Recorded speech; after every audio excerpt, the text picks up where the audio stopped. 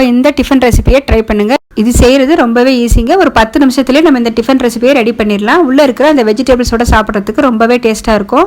இது ஒன்று சாப்பிட்டாவே நல்ல ஃபில்லிங்காக இருக்கும். நமக்கு சைடிஷ் கூட தேவையில்லை. இந்த பிரேக்ஃபாஸ்ட் செய்கிறதுக்கு ஒரு பாத்திரம் வச்சுருக்கேன். இதில் ஒரு மீடியம் சைஸ் வெங்காயம் வந்து பொடியாக கட் பண்ணி சேர்த்துருக்கேன். ஒரு சின்ன கேரட் துருவி சேர்த்துருக்கேன். 2 ஸ்பூன் அளவுக்கு தேங்காய் சேர்த்துருக்கேன். ஒரு கைப்பிடி அளவுக்கு கொத்தமல்லி கட் பண்ணி சேர்த்துருக்கேன். காரத்துக்கு 1 ஸ்பூன் அளவுக்கு மிளகாத்தூள் சேர்த்துருக்கேன். 1/4 ஸ்பூன் அளவுக்கு மஞ்சள் தூள் சேர்த்துருக்கேன். நீங்கள் இதில் இன்னும் பச்சை மிளகாய் கூட சேர்த்துக்கலாங்க.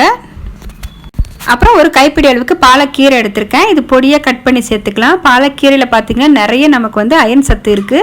250 ml மெஷர்மெண்ட் உள்ள கப்பில் கோதுமை மாவு 1 கப் அளவுக்கு சளிச்சிட்டு எடுத்திருக்கேன்.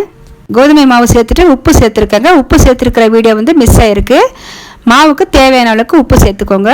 நம்ம காய்கறிலேயே நிறைய தண்ணி இருக்கும். நல்லா ஒரு தடவை கலந்துட்டு தண்ணி கொஞ்சம் கொஞ்சமாக விட்டு நம்ம கரைச்சிக்கலாம். மாவு வந்து இன்றைக்கி தோசை மாவு பதத்தில் தான் நான் கரைச்சி எடுத்துக்க போகிறேன். தண்ணி வந்து மாவு எடுத்த கப்பிலே நான் ஒரு 3/4 கப் அளவுக்கு தண்ணி சேர்த்துக்கிறேன். இப்போ மாவு பார்த்திங்கன்னா நல்லா இந்த பக்குவத்தில் இருக்குது. பேன் நல்லா சூடானதும் இதில் 1 ஸ்பூன் அளவுக்கு எண்ணெய் சேர்த்துக்கிறேன். மாவு வந்து 2 கரண்டி அளவுக்கு சேர்த்துக்கலாங்க.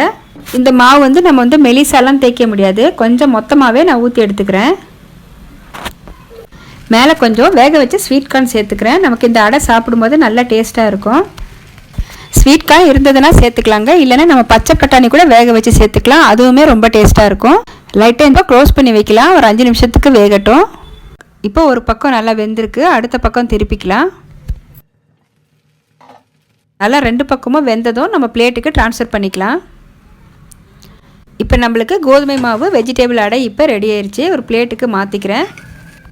நிறைய வெஜிடபிள்ஸ் எல்லாம் சேர்த்து செஞ்சுருக்கிறதால நமக்கு இது ஒன்று சாப்பிட்டாவே நல்ல ஃபில்லிங்காக இருக்கும். வெயிட் லாஸ் பண்ணுறவங்களுக்கு ரொம்ப யூஸ்ஃபுல்லாக இருக்கும். கண்டிப்பாக மிஸ் பண்ணாமல் இந்த ரெசிபியை ட்ரை பண்ணுங்கள்.